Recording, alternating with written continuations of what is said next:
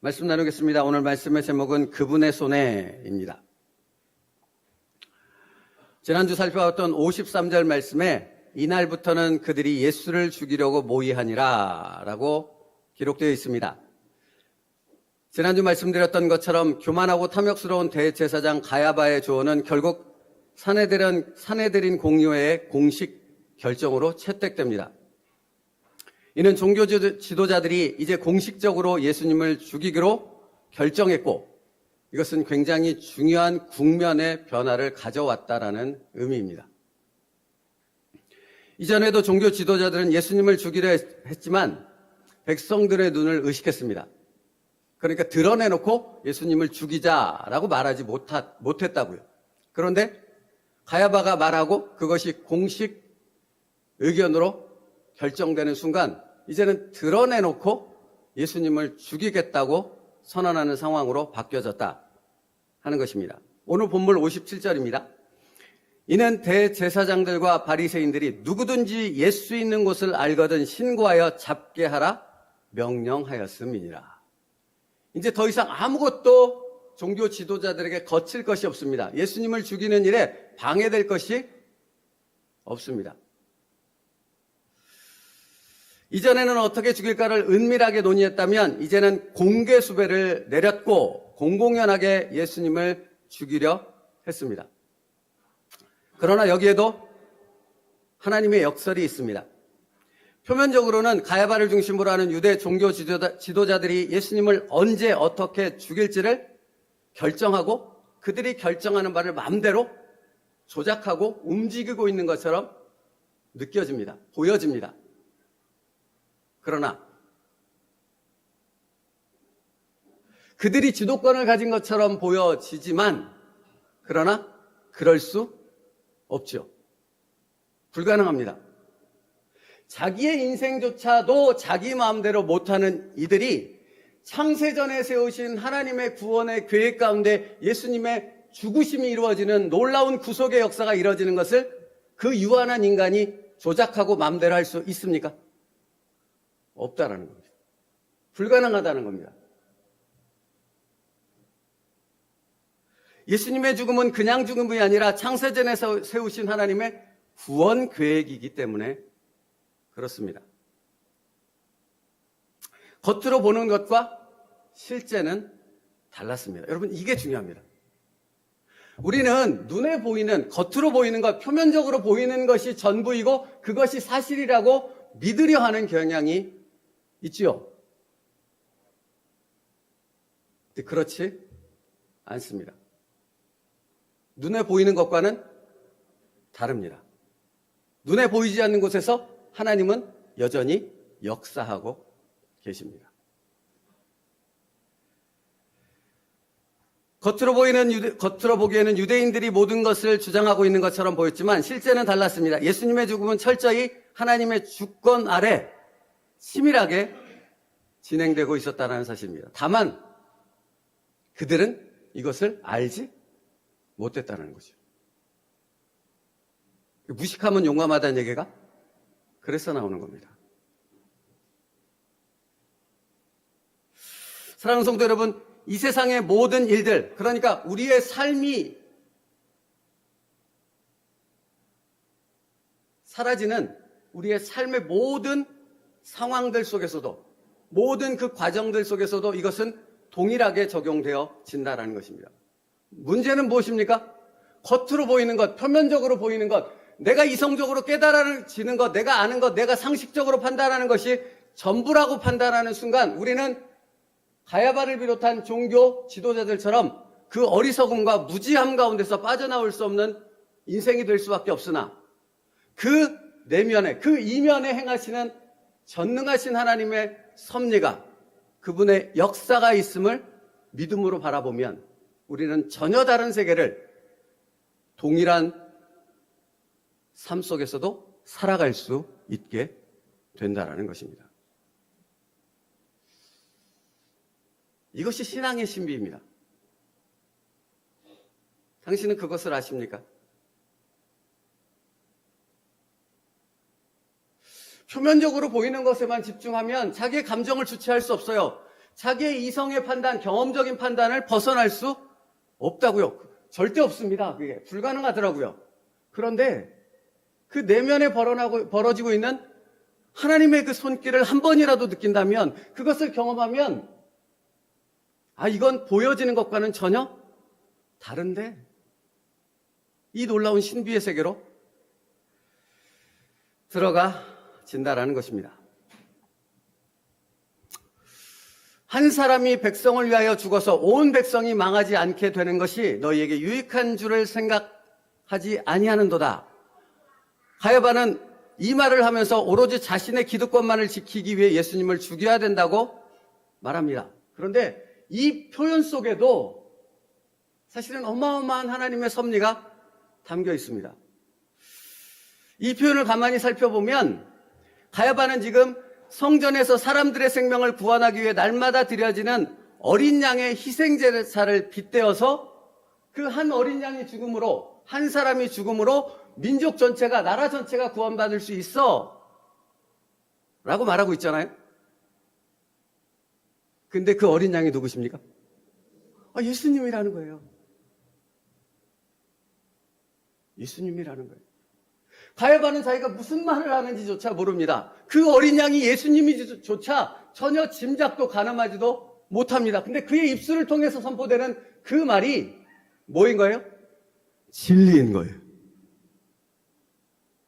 그 무지하고 어리석은 인간을 통해서 선포되는 그 말을 하나님이 진리를 선포하는 입술로 사용하고 있다라는 사실입니다. 그러면 여러분, 한 가지 질문이 나오죠. 왜 하나님은 이사야나 예레미야 같이 그런 하나님 앞에 순종하는 뛰어난 영적인 선지자들을 놔두고 그처럼 교만하고 탐욕스러운 가야바 같은 인간을 통해 그 진리를 선포하시는 것입니까? 왜 그러셨을까요? 우리가 던져야 될 질문입니다.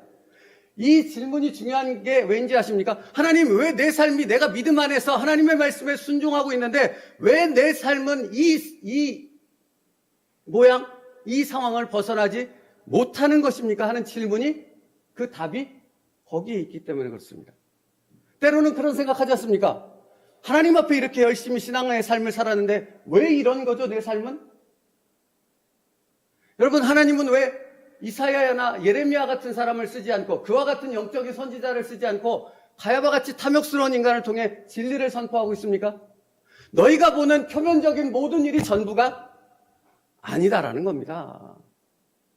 너희의 생각이, 너희의 판단이 전부가 아니라는 겁니다. 우리가 보지 못하는 뭐가 있어요? 하나님의 역사가 있는 겁니다. 여러분, 보이는 것이 전부가 아닙니다. 여러분의 삶 가운데 하나님의 역사는 지금도 이루어지고 있습니다. 그것을 볼 수 있는 믿음의 사람 될 수 있기를 축복합니다. 이건 믿음 아니면 안 보이는 거예요. 믿음이 아니면 우리는 육적인 눈의 한계를 벗어날 수 없거든요. 이 내 머리에 있는 한계를 벗어날 수 없거든요. 그러나 영적인 사람은 뭐가 달라지는 것입니까? 내 안에 계신 성령님에 의해서 바라보고 생각하고 느끼게 되어지기 때문에 그렇습니다. 그래서 성령을 알아야 된다고 말하는 것입니다. 지금은 성령의 시대이고 성령의 사람들을 통해 역사하십니다. 그 성령께서 행하시는 것을 볼 수 있는 세움누리교회 모든 성도가 되기를 축복합니다.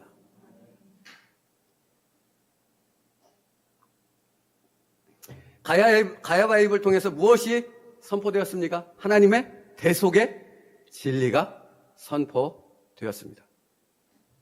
여기에서 또 한 가지 살펴볼 수 있는 건 이거잖아요.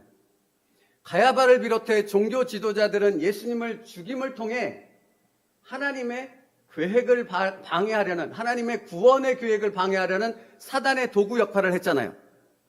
맞죠? 그죠? 철저히 그 도구로 쓰임받고 있는 거잖아요. 근데 여러분, 그럼에도 불구하고 하나님의 계획은 여전히 실행되고 이루어지고 있다는 사실입니다. 이게 이면을 볼 수 있는가 없는가의 차이인 거예요. 내가 보기에는 아무것도 되지 않는 것 같습니다. 망하고 있는 것 같습니다. 뭔가가 안 되는 것 같습니다. 그러나 하나님은 우리를 향한 사랑을 포기한 적이 없습니다. 우리를 향한 그 놀라운 계획을 바꾸신 적이 없습니다. 오늘도 그 일을 그대로 이루어 가십니다. 그래서 사도 요한은 이러한 하나님의 역사를 이 말씀을 듣는, 이 말씀을 읽는 모든 사람들이 알길 원했던 거예요. 그래서 51절, 52절 띄워줘 보세요. 그래서 이렇게 설명을 덧붙이고 있습니다. 함께 읽겠습니다. 시작. 이 말은 스스로 함이 아니요 그 해의 대제사 또 그 민족만 위할 뿐 아니라 흩어진 하나님의 자녀를 모아 하나가 되게 하기 위하여 죽으실 것을 미리 말함이라나. 뭐라고 이 말씀이 시작됩니까? 이 말은 스스로 함이 아니요. 그죠? 그 다음에 뭐라고 말합니까? 또 그 민족만 위할 뿐 아니라 흩어진 하나님의 자녀를 모아 하나가 되게 하기 위하여 죽으실 것을 미리 말함이라라.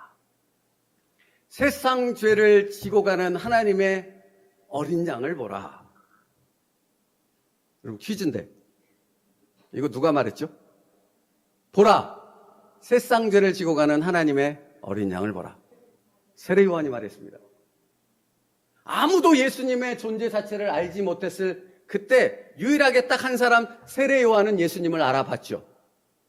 왜 세례 요한은 예수님을 알아볼 수 있었습니까?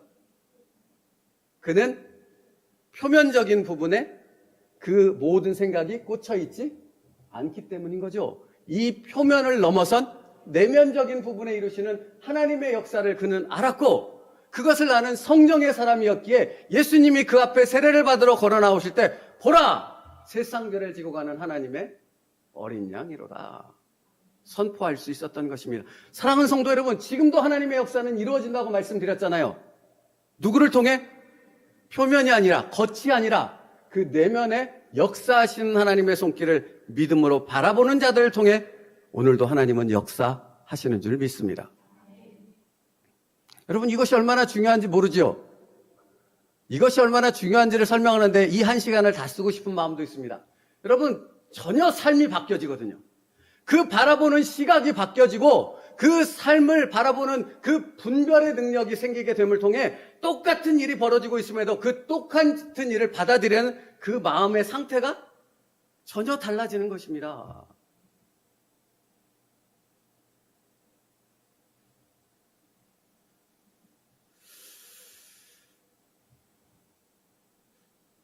여러분 보십시오. 엘리야가 로뎀나무 아래서 하나님께 이렇게 항의했습니다. 죽여주세요 하고 이제 그 모든 과정들이 지나갔고, 뭐라고 엘리야가 하나님께 말하냐면 오직 나만 남았거늘. 다 바알에게, 아사라에게 절하고 다 변질됐습니다. 근데 오직 나만 남았거늘 그들이 내 생명을 찾아 빼앗으려 하나이다. 이세벨이 이제 나까지도, 나만 남았는데 이제 나까지도 죽이려고 군사를 동원해서 어디로 도망칠 수 없을 만큼 쫓아오고 몰아붙입니다. 하나님, 어떡하라는 것입니까? 하고 원망과 불평을 쏟아내죠. 여러분, 이에 하나님이 답하십니다. 뭐라고 대답하십니까? 내가 바알에게 무릎 꿇지 않은 7,000명을 남겨두었도다. 여러분, 엘리야는 못 보는 거죠, 그걸. 자기의 육신의 연약감과 표면적인 일에 이세벨이 자기를 죽이려 한다는 사실에만 꽂혀 있으면 그 영적인 사람도 영적인 세계를 놓치게 되는 거예요. 근데 하나님은 7,000명을 남겨두셨다고 분명히 말씀하시잖아요. 사랑하는 성도 여러분, 다시 축복합니다. 영적인 세계를 볼 수 있는 믿음의 눈이 열려지기를 축복합니다. 사실은 이것만큼 중요한 게 어디 있습니까? 믿는다 입으로 말하고 여기서 아멘이라고 아무리 화답하고 아무리 여러분이 열심히 종교 생활을 한들 아무것도 바뀌어지는 것이 없으나 이 영적인 눈이 열려져서 표면적인 세계를 넘어 그 안에서 역사하시는 하나님의 손길을 바라보면 믿음의 길을 걷지 말라 그래도 그 믿음의 길만을 걸어가는 자가 되어질 수밖에 없다라는 것입니다.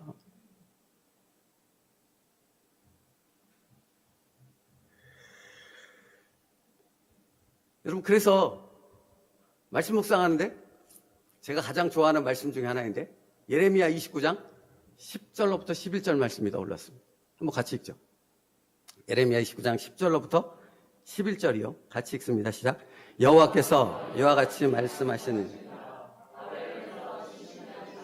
내가 너희를 돌보고 나의 선한 말을 너희에게 성취하여 너희를 이곳으로 돌아오게 하리라. 여호와의 말씀이니라.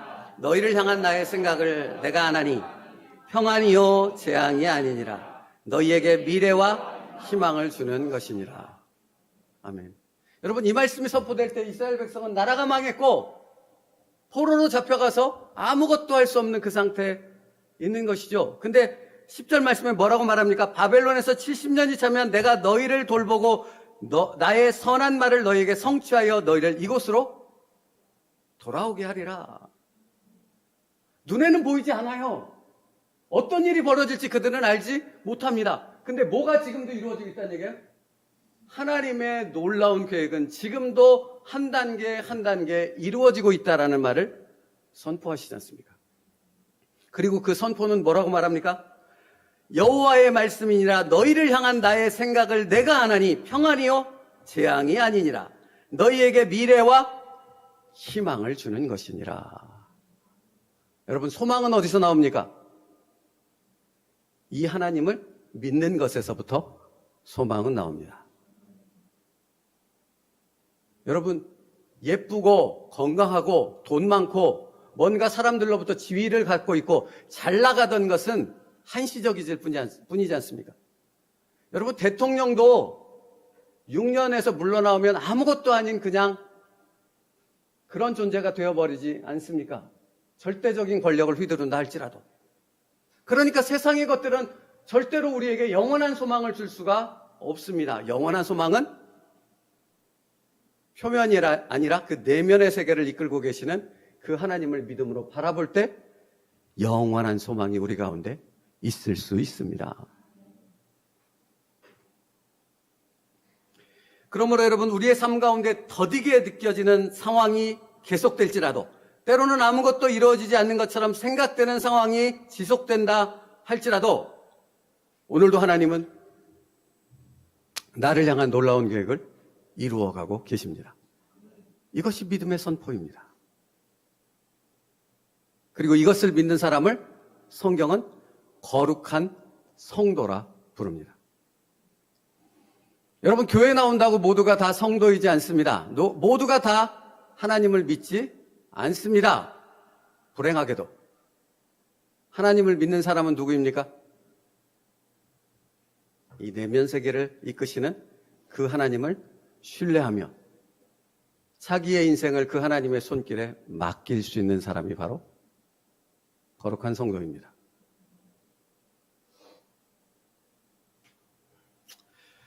이처럼 강력한 메시지를 전하기 위해 하나님은 가야바의 입을 벌려 하나님의 역사를 말씀하고 계시는 것입니다. 여러분 보십시오. 이 가야바의 입을 벌려 예언되어진 그 선포된 말씀을 하나님은 이루시죠. 예수님이 죽죠. 죽음으로 끝납니까? 죽음으로 끝나지 않습니다. 예수님의 죽음은 부활로 이어짐을 통해 어떤 것으로 연결되냐면, 그 가야바가 말한 후에 사도 요한이 얘기했던 것처럼 모든 민족이 모여 하나가 될 거라고 예언했잖아요. 그죠? 그 예언의 말씀이 성취되도록 하시는 거죠. 근데 여러분, 그 예언의 말씀이 성취되었는데 어떻게 성취됐습니까? 예수 그리스도의 피값으로 세워진 교회 공동체가 나라와 민족과 지역을 초월해서 예수 그리스도의 이름으로 모여 예배하지요. 그러므로 교회는 여러분, 여기 개교회를 다 교회라고 하지 않고 성경이 말하는 교회는 예수 그리스도를 믿는, 예수 그리스도의 이름으로 모이는 모든 사람들을 다 하나로 묶어서 카톨릭 처치라고 말하는 겁니다. 그게 교회라고요. 유일한 교회. 그런데 여러분, 놀라운 것이 무엇이냐면, 이렇게 예수 그리스도의 이름으로 교회가 모여서 예수 그리스도 안에서 하나 되는 역사가 어떤 것을 계기로, 어떤 것을 시점으로 이 역사가 이루어진지 아십니까? 가야바와 종교 지도자들이 그처럼 지키려 했던 예루살렘 성전이 철저하게 무너짐을 통해서 이 놀라운 역사가 시작됐다는 것입니다. 여기에 하나님의 역설이 있다고요. 그들이 지키려 했고 가야바는 그걸 지키기 위해 예수님을 죽이자 말했는데 가야바가 지키려 했던 그 모든 것을 싸그리 다 무너뜨린 후에 하나님께서는 그의 입술을 통해 선포된 예수 그리스도를 통한 하나됨의 그 역사를 이루셨다라는 겁니다. 사랑하는 성도 여러분, 이게 우리가 고민해야 될 부분이에요. 내가 무지함 속에서도 말하고 있는 것을 하나님은 이루실 수 있습니다. 그러나 그 무지함 속에서 어리석음 가운데 세상의 관점에서 나의 중심적으로 말하고 있는 그것은 하나님의 역사와 나는 무관하게 되어지지만 내가 하나님을 믿음으로 그 하나님의 믿음 가운데 말씀을 근거로 선포하는 그 말씀은 나와 하나님이 하나가 되어져서 역사하는 하나님의 축복이 되어주는 줄 믿습니다. 이게 다르죠. 똑같이 예배를 드리지만 이게 다르다고 말하는 것이 그것입니다.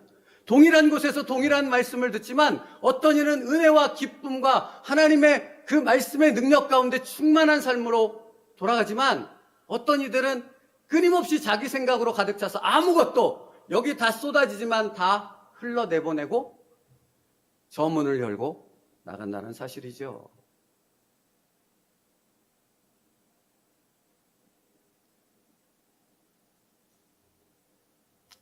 사랑하는 성도 여러분, 가야바의 입술을 통해서만 이 놀라운 구속의 역사가, 대속의 역사가 이루어지지 않아요. 아까 말씀드렸던 53절 말씀에 이날부터는 그들이 예수를 죽이기로 모의하니라 그랬잖아요. 이 모의한 일을 실제로 그들이 실행에 옮깁니까? 안 옮깁니까? 옮기지 않습니까? 그들이 행동, 말뿐만 아니라 그들이 행동하는 모든 행위들을 통해 하나님은 대속의 역사를 이루지만 그들은 그 대속의 역사와는 전혀 무관한 자들이 되죠. 본디오 빌라도가 예수님을 십자가에 못 박아 죽여야 되느냐? 너희들이 지금 선택해라. 나는 이 사람의 이것과는 무지하다라고 손을 씻지 않습니까? 그러면서 유대인들을 향해 묻습니다. 이 피값을 어떻게 할 것이냐라고 물을 때 유대인들이 뭐라고 말하는 줄 아십니까? 이 피값을 나와 내 자손에게 돌리옵소서. 그 말대로 되어집니다. 사랑하는 성도 여러분, 여러분의 입술의 고백과 선포를 아무것도 아닌 걸로 생각하면 아무것도 아닌 것이 됩니다. 그러나 내 입술의 고백과 선포가 하나님 안에서 믿음으로 되어지는 선포라면 그 말씀은 하나님이 받으십니다. 모든 것이 그분의 손에 있기 때문입니다.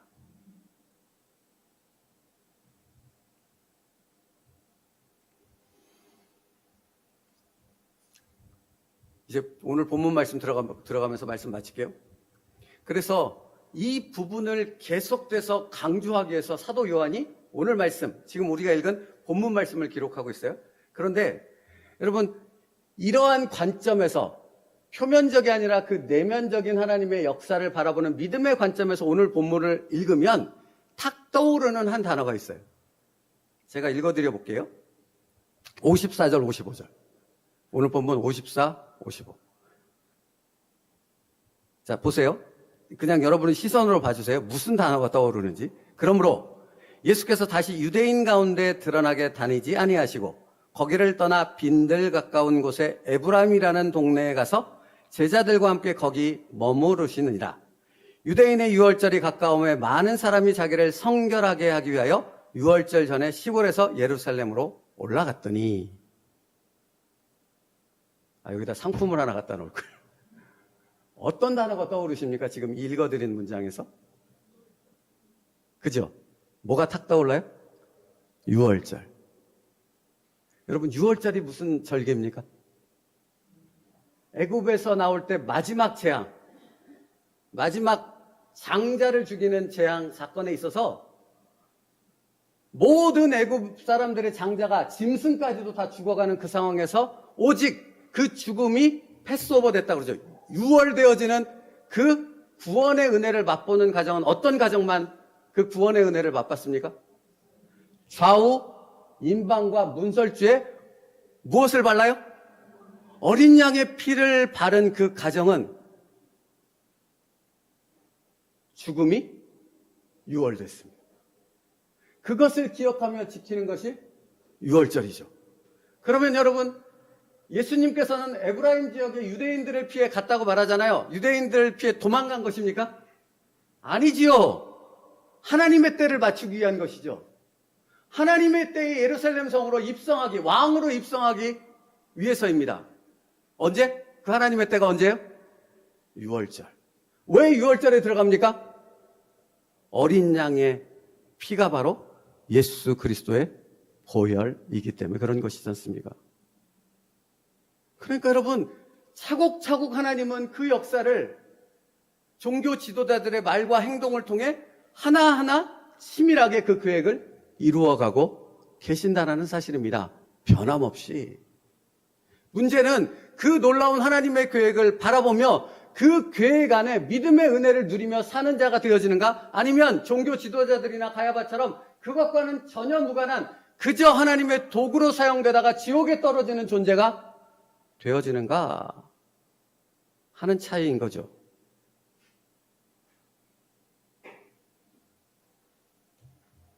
그래서 56절 말씀 보세요. 그들이 예수를 찾으며 성전에 서서 서로 말하되 너희 생각에는 어떠하냐? 그가 명절에 오지 아니하겠느냐 하니. 무슨 말입니까? 여러 가지로 해석할 수 있겠으나 예수가 자기를 죽이려고 우리가 이렇게 만반의 준비를 하고 있는데 과연 6월절에 오겠어?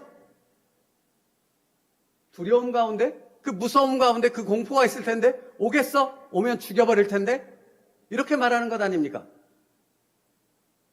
근데 오늘 설교 찬양이 호산나 호산나 호산나 높은 곳에 라는 찬양이거든요. 예수님은 정확히 6월절에 이스라엘의 왕으로 입성하셨습니다. 그때 백성들이 종려나무 가지를 꺾어서 그 어린 나귀를 타고 오는 예수님 앞에 내려놓으며 찬양하지 않았습니까? 호산나 호산나 다윗의 자손이여.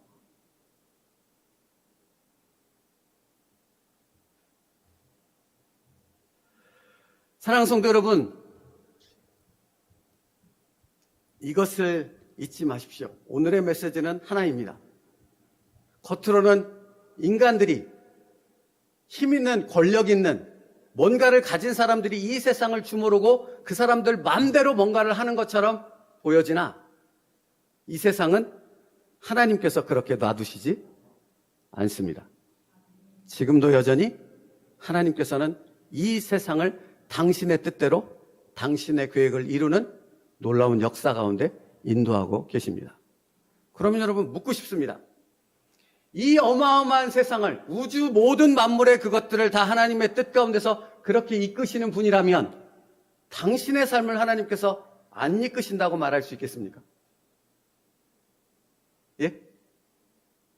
당신의 삶을 하나님께서 어찌 이끄시지 않겠냐고요. 어찌 하나님께서 하나님 앞에 믿음으로 선 나의 믿음의 놀라운 열매로 나의 삶을 인도하시지 않겠습니까? 문제는 내가 믿지 않는 것이 문제죠. 여러분, 그러니까 믿지 않는 이유가 뭐라고요? 겉으로 보이는 것에 내 모든 생각이 쏠려 있는 거예요. 그냥 귀에 들려지는 말에만 집중하고 내 머리와 이성과 상식, 경험으로만 판단되는 부분이 전부라고 생각하면 하나님은 보이지 않는다니까요. 이것을 다 털어내고 말씀 앞에 나를 온전히 내어 맡길 때 하나님의 놀라운 영적인 일들이 보이기 시작하는 거죠. 그래서 제가 이런 말씀 자주 드려요.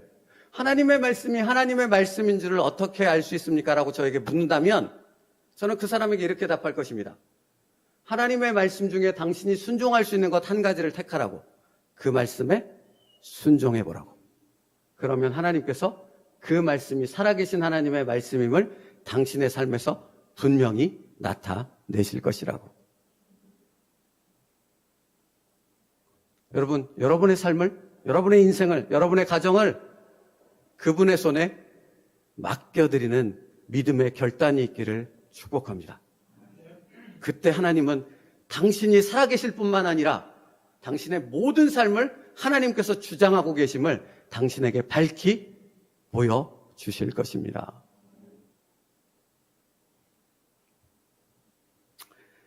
말씀 마치겠습니다. 사랑하는 성도 여러분, 하나님께서는 우리에게 매일 말씀을 하고 계시다는 사실을 알고 계십니까? 아멘이 나와야 되는데. 사랑하는 성도 여러분, 여러분에게 하나님은 언제나 늘 말씀하고 계십니다. 근데 여기서 문제가 뭐죠? 왜 나는 매 순간 말씀하시는 그 하나님의 음성을 듣지 못하는가? 입니다. 아니, 왜 거부하는가?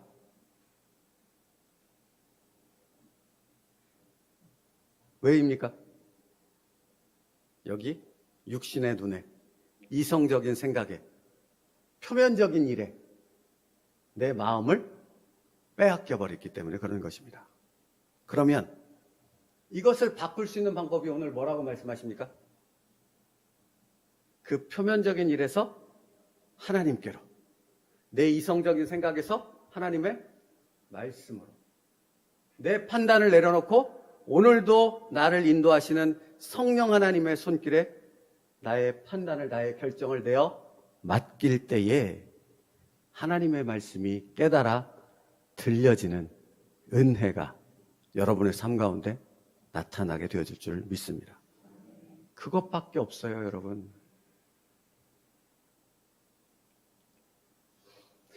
이게, 여러분, 이런 질문하는 사람들 많잖아요. 그러면 전능하신 하나님께서 가야바와 종교 지도자들을 확 바꾸셔서 그들에게도 그 영적인 일이 보이게 하고 이 놀라운 말씀이 들리게 하시면 되잖아요. 라고 만약에 누가 물은다면 그건 하나님의 방법이 아니라고요. 이 질문은 왜 예수님을 십자가에 못 박아 죽여야지만 하나님의 구원이 이루어집니까? 그게 천지를 창조하신 전능하신 하나님의 방법이라고요. 우리는 그걸 배워가고 알아가고 있는 거고요. 왜 가야바와 그들을 바꾸지 않습니까? 그게 하나님의 방법이에요. 하나님의 방법은 내가 하나님을 바라보며 동의하며 나를 의지적인 항복 가운데 내어 맡길 때에 하나님의 놀라운 영적인 세계를 여신다라는 겁니다.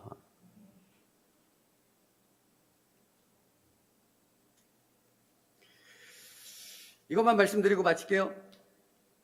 누가복음 8장에 보면 4가지 밭의 비유가 나옵니다. 이번 주 새벽에도 말씀드렸는데 그 밭의 비유에서 농부는 하나님이요, 씨앗은 하나님이 우리에게 하시고자 하는 말씀이고, 밭은 무엇입니까? 우리의 마음입니다.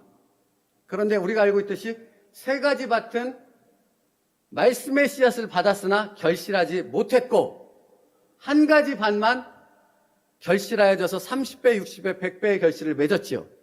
그러면 여러분, 그 1가지 밭, 옥토라고 말하는 그 밭은 뭐가 다른 것입니까? 하나님의 말씀을 품은 거죠. 하나님의 말씀을 받을 수 있도록 내 마음판을 갈아 엎은 거죠. 갈아 엎었다는 표현을 묵상해 보십시오. 여러분, 땅을 다 뒤집어 엎어야 된다고요. 뭐죠, 이거? 뭐죠? 그거 하여튼. 그거로 다 갈아 엎은 거 아닙니까? 그렇지 않고서는 하나님의 말씀을 품을 수 없다고요. 그러니까 여러분, 길가를 보세요. 그러니까 이 밭은 사실은 따로따로 이렇게 길가, 돌짝, 가시덤 이렇게 되어 있는 게 아니에요. 예전에는 그 밭 자체가 이렇게 돼 있다고, 지금도 마찬가지긴 하죠. 밭이 있으면 밭 가운데는 이렇게 옥토로 되어 있는 거고 그 주변은 길이죠. 농부가 다니는 길. 여러분, 사람이 발을 밟고 계속 다니면 그 길은 어때요? 반질반질하고 딱딱하죠. 씨앗이 떨어져도 들어갈 수가 없는 거예요. 내가 내 안에 갇혀 있으면, 내 생각에 갇혀 있으면 아무리 씨앗이, 말씀의 씨앗이 나를 향해 선포하시는 그 말씀이 떨어져도 아무것도 심겨질 수 없으나 그게 다 갈아 엎어지면 갈아엎어진다는 건 그걸 다 뒤집어 엎는다는 거지 않습니까? 그걸 다 바꾸신다는 거지 않습니까? 그걸 바꾸시는 일부터 하나님은 먼저 하신다고요. 당신의 마음을 다 뒤집어 엎는 것부터 먼저 하셔야지만 뭐가 될 수 있어요? 말씀의 씨앗을 품을 수 있다고요. 그때야만 결실할 수 있다고요.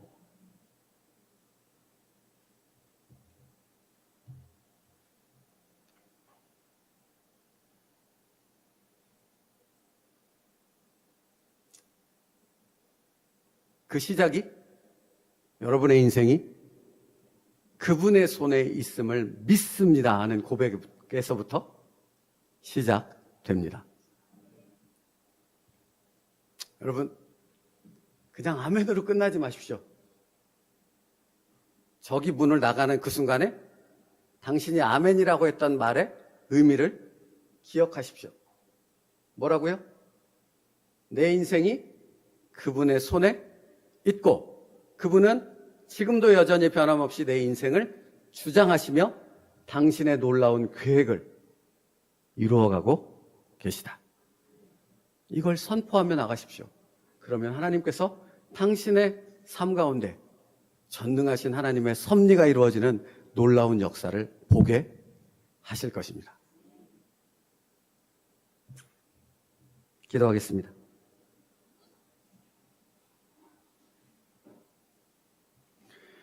살아계신 하나님, 삶의 모든 영역에서 완전하신 하나님의 주도권을 인정하는 믿음의 사람 되게 하여 주시옵소서. 우리의 모든 삶을 그 완전하신 하나님의 손에 맡김으로 하나님의 놀라운 역사가 우리의 삶 가운데 여전히 실행되고 있다는 사실을 경험하는 이번 한 주간의 삶이 되게 하여 주시옵소서. 예수님의 이름으로 기도 올리옵나이다. 아멘.